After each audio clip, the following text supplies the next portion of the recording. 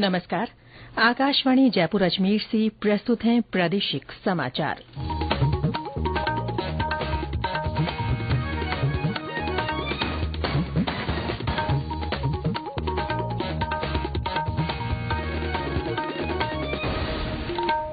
मुख्य समाचार। एनडीए ने भाजपा के वरिष्ठ नेता नरेंद्र मोदी को अपना नेता चुना। श्री मोदी को तीसरी बार जीत के लिए दुनिया भर से बधाइयों का सिलसिला जारी। इंडी गठबंधन ने भी केंद्र में सरकार बनाने की रणनीति तय करने के लिए नई दिल्ली में की बैठक। T20 क्रिकेट विश्व कप में अपने पहले मुकाबले में भारत ने आयरलैंड को 8 विकेट से हराया। और प्रदेश में विभिन्न स्थानों पर एक और नए पश्चिमी विक्षोभ के असर से आज से मौसम में बदलाव की संभावना।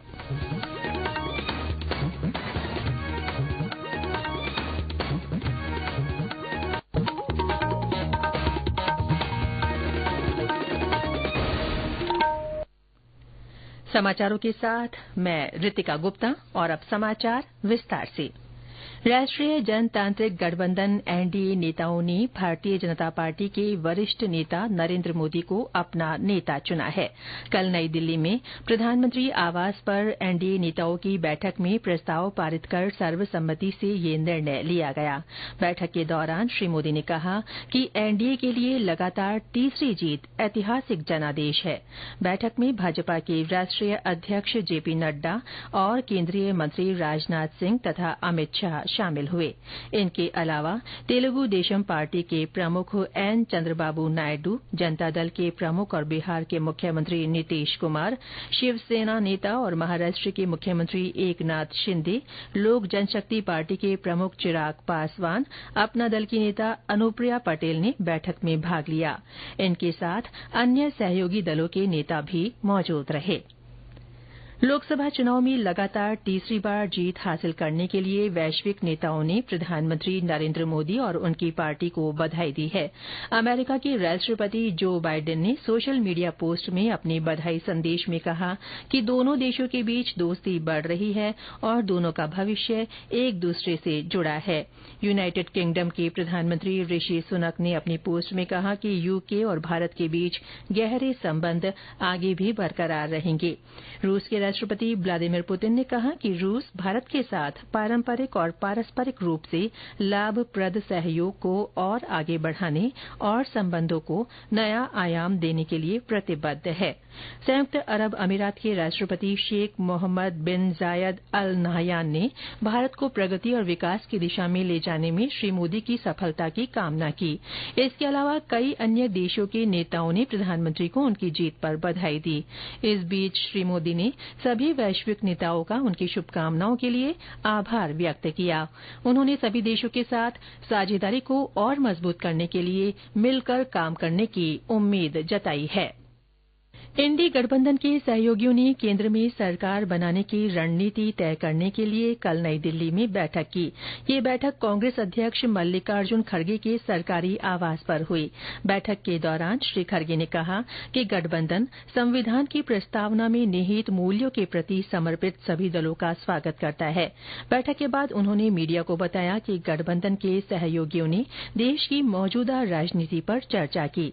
कांग्रेस नेता सोनिया गांधी, राहुल गांधी और प्रियंका गांधी, समाजवादी पार्टी प्रमुख अखिलेश यादव, राष्ट्रीय जनता दल के तेजस्वी यादव, मार्क्सवादी कम्युनिस्ट पार्टी के नेता सीताराम येचुरी, भारतीय कम्युनिस्ट पार्टी के नेता डी राजा, राष्ट्रवादी कांग्रेस पार्टी प्रमुख शरद पवार, डीएमके प्रमुख एमके स्टालिन, आम आदमी पार्टी के संजय सिंह, झारखंड मुक्ति मोर्चा की कल्पना सोरेन और झारखंड के मुख्यमंत्री चंपई सोरेन बैठक में शामिल हुए।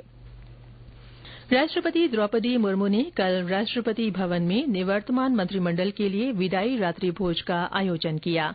रात्रि भोज में भाजपा नेता नरेंद्र मोदी के साथ राजनाथ सिंह, अमित शाह, निर्मला सीतारमण, नितिन गडकरी सहित कई अन्य मंत्री शामिल हुए। इससे पहले प्रधानमंत्री नरेंद्र मोदी ने मंत्रिपरिषद सहित अपना इस्तीफा राष्ट्रपति को सौंपा था।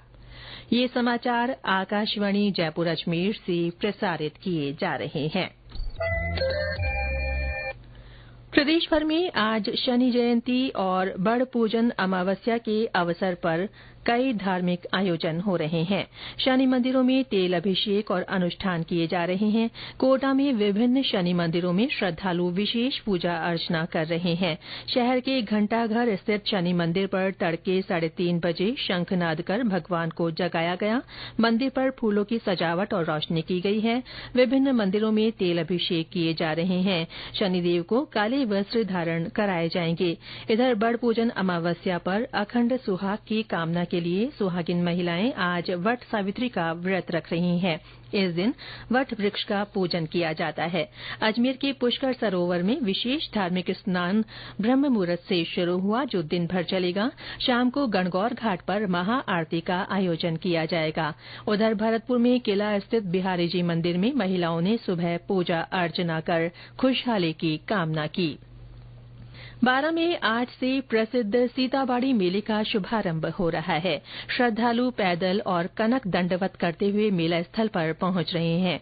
हमारे संवाददाता ने बताया कि बड़ पूजन अमावस्या के अवसर पर यहां के कुंड में स्नान का विशेष महत्व है। मेले का शुभारंभ क्षेत्रीय विधायक ललित मीणा, भाजपा जिलाध्यक्ष नंदलाल सुमन समेत भाजपा पदाधिकारियों के द्वारा फीता काटकर किया जाएगा। गौरतलब है कि बड़पूजनी अमावस्या के दिन सीताबाड़ी के कुंडों में स्नान का विशेष महत्व है। गुरुवार सुबह से ही सीताबाड़ी स्नान शुरू हो गया है, जो कि देर शाम तक चलेगा। श्रद्धालु पैदल व कनक दंडवत करते सीताबाड़ी मेले में पहुंचकर लक्ष्मण जी महाराज के दर्शन कर धर्म लाभ ले रहे हैं। ऐसा माना जाता है कि भगवान श्री राम ने 14 वर्ष के वनवास में से कुछ समय सीताबाड़ी में गुजारा था। लक्ष्मीचंद नागर, आकाशवाणी समाचार 12।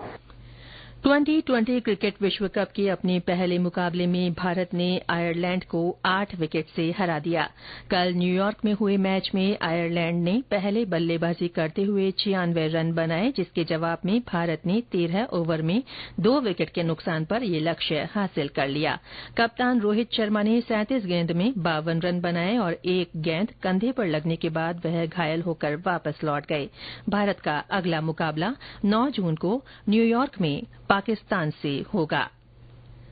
प्रदेश में विभिन्न स्थानों पर एक और नए पश्चिमी विक्षोभ के प्रभाव से मौसम में आज से बदलाव की संभावना है। आज से 3 दिन के दौरान जयपुर, भरतपुर, कोटा, बीकानेर, जोधपुर और अजमेर संभाग में कहीं कहीं बारिश के आसार हैं। कुछ स्थानों पर आंधी भी चल सकती है। इस दौरान 30 से 40 किलोमीटर प्रति घंटे की रफ्तार से हवाएं चलने का अनुमान है। मौसम केंद्र जयपुर के निदेशक राधेश्याम शर्मा ने बताया कि आगामी 4-5 दिनों के दौरान तापमान में विशेष बदलाव की संभावना नहीं है।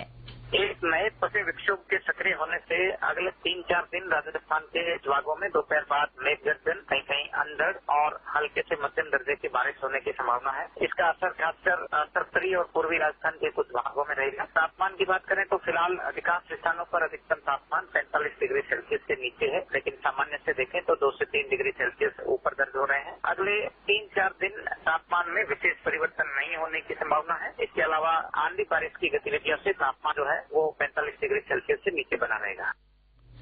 पिछले 24 घंटों में प्रदेश में सबसे अधिक 45.4 डिग्री सेल्सियस तापमान धौलपुर में दर्ज किया गया। इसके अलावा 7 जगहों पर दिन का तापमान 44 डिग्री से नीचे रहा। इस बीच श्रीगंगानगर में कल रात तेज बरसात के बाद मौसम सुहाना हो गया। हनुमानगढ़ जिले में भी कल तेज अंधड़ के साथ बूंदाबांदी हुई। इस दौरान स्थानीय निवासियों को बिजली कटौती का सामना भी करना पड़ा। चूरू में भी कल आंधी का दौर चला। भ्रष्टाचार निरोधक ब्यूरो एसीबी ने 3 जून को Rajasthan state road development corporation RSRDC में रिश्वतखोरी के मामले में गिरफ्तार दोनों परियोजना निदेशक सियाराम लक्ष्मण सिंह और सेवानिवृत्त लेखाधिकारी महेश चंद्र गुप्ता को 6 जून तक रिमांड पर सौंप दिया है। एसीबी ने इस मामले में RSRDC के MD सुधीर माथुर और chief project manager RK Luthra की भूमिकाओं को संदिग्ध मानते हुए उन्हें जांच के दायरे में लिया है। और अंत में मुख्य समाचार एक बार फिर। एनडीए ने भाजपा के वरिष्ठ नेता नरेंद्र मोदी को अपना नेता चुना है। श्री मोदी को तीसरी बार जीत के लिए दुनिया भर से बधाइयों का सिलसिला जारी है। एनडीए गठबंधन ने भी केंद्र में सरकार बनाने की रणनीति तय करने के लिए नई दिल्ली में बैठक की। 2020 क्रिकेट विश्व कप में अपने पहले मुकाबले में भारत ने आयरलैंड को 8 विकेट से हराया और प्रदेश में विभिन्न स्थानों पर एक और नए पश्चिमी विक्षोभ के असर से आज से मौसम में बदलाव की संभावना है। इसके साथ ही प्रादेशिक समाचार बुलेटिन समाप्त हुआ। नमस्कार।